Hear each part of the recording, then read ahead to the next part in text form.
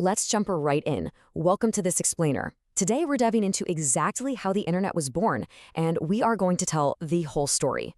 We'll be stripping away the myths and looking at the exact decisions and the specific technologies that actually built our modern digital world. Right now, an astounding 6 billion people are using the internet. Think about that for a second.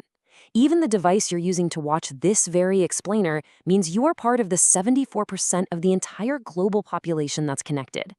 It is literally the fastest diffusion of any communication technology in human history.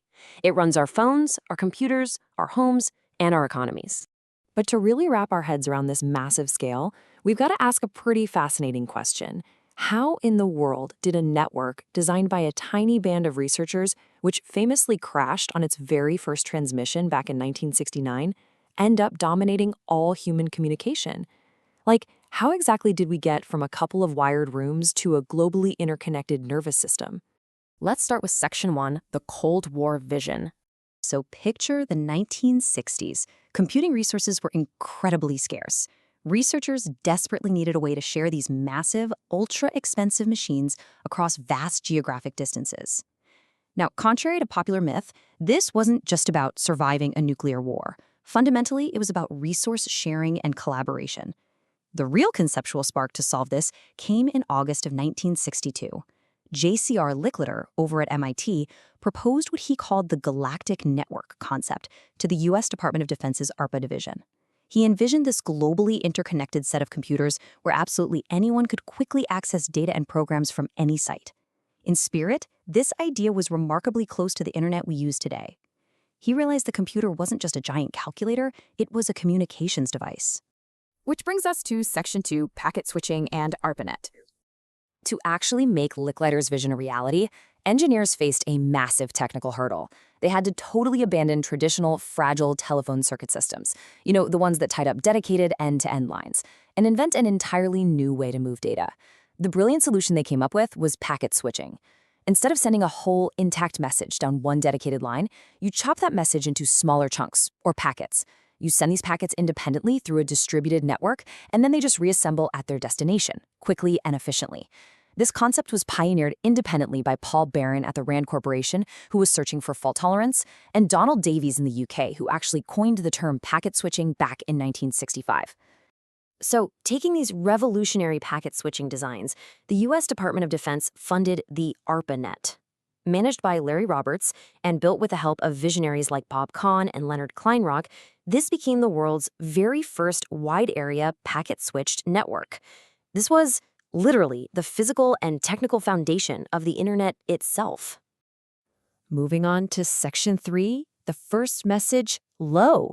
This brings us to a historic and honestly pretty hilarious moment. It's October 29, 1969 at 10:30 p.m., and the ARPANET is being put to its very first real-world test. A UCLA student named Charlie Klein attempted to send the simple word login to a computer 350 miles away at the Stanford Research Institute.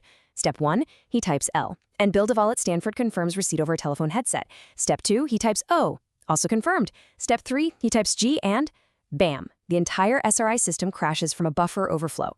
So the first message ever sent across what would eventually become the internet was simply low.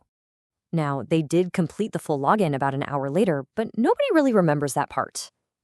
Supervisor Leonard Kleinrock later pointed out the accidental poetry of this legendary crash. He noted that low opens announcements across all of English literature.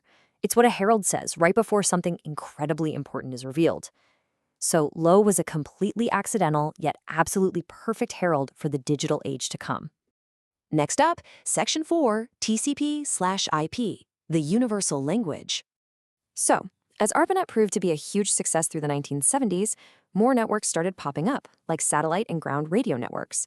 But we hit a massive new snag. They were all built differently and couldn't interoperate. It was basically like a room full of people speaking entirely different languages. To solve this, Vint Cerf and Bob Kahn teamed up. In 1974, they published a groundbreaking paper detailing TCP/IP, the Transmission Control Protocol and Internet Protocol. This was an open architecture protocol acting as a universal language. It finally allowed any arbitrary network, no matter its internal hardware or design, to connect together smoothly. A total game changer. The adoption of this new standard was a massive turning point in our architectural evolution. ARPANET officially switched to the TCP/IP standard on January 1st, 1983. In the tech world, this is known as Flag Day, and that specific day essentially birthed the interconnected Internet as a single global architecture. Which leads us to Section 5, the World Wide Web. Now, even with this incredible infrastructure in place by the 1980s, the internet was really only being used by academics, researchers, and the military. It was clunky, complex, and completely lacked a user-friendly interface for the general public. The magic solution came in March of 1989.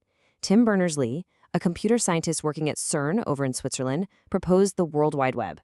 Keep in mind, this wasn't a new physical network. It was a software application using HTML, HTTP, and URLs to link documents together seamlessly across the already existing internet.